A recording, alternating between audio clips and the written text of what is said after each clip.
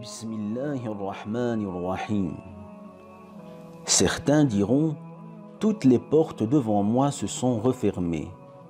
Ils ont toqué à plusieurs portes, notamment celle de la subsistance, de l'emploi, de la guérison, mais en vain. Toutes les portes devant lesquelles ils se sont présentés étaient fermées. Quel est celui qui ouvre les portes et dénoue toutes les situations? C'est Dieu, Al-Fattah. C'est lui qui ouvre les portes du savoir, de la guidance et de la subsistance et qui dénoue les situations les plus inextricables. Dieu dit dans son livre saint, « La miséricorde que Dieu accorde aux hommes, nul n'est en mesure de la retenir. » Lorsque Dieu ouvre une porte à une personne, il lui accorde ses dons sans compter et même sans lui avoir fait de demande. Un jour, l'imam Ibn al-Qayyim passait devant une maison et vit une scène dans laquelle un enfant avait été mis à la porte de sa maison par sa mère en raison de son insolence. Le jeune garçon, ne sachant où aller, se coucha sur le perron devant la porte.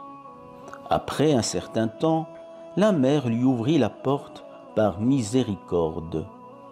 Si nous insistions devant la porte divine, comme ce jeune garçon, Dieu nous ouvrirait certainement les portes qui se sont fermées devant nous.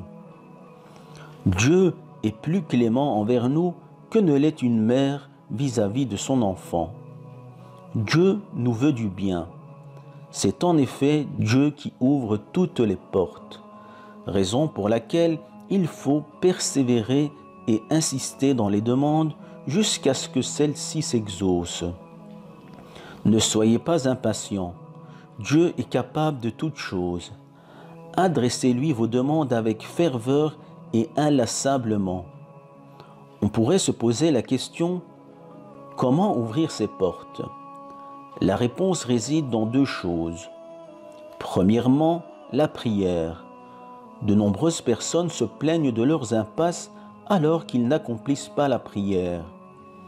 Les portes ne pourront s'ouvrir que par la prière. Cela représente un commandement divin. Le bonheur réside dans la prière. Cela est primordial. Il faut se tourner vers Dieu qui dénouera toutes les situations en accomplissant les prières à l'heure et veiller à y être assidu. Deuxièmement, les parents. Être bon envers ses parents.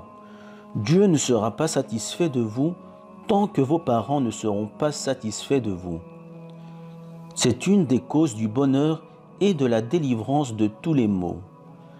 Dieu a recommandé la bonté envers les parents à maintes reprises dans le Coran.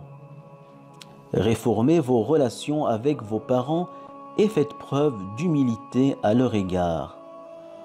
Enfin, gardez toujours à l'esprit que si Dieu vous ouvre une porte, personne ne pourra la fermer.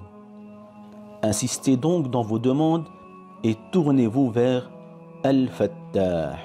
Walhamdulillahi Rabbil Alamin.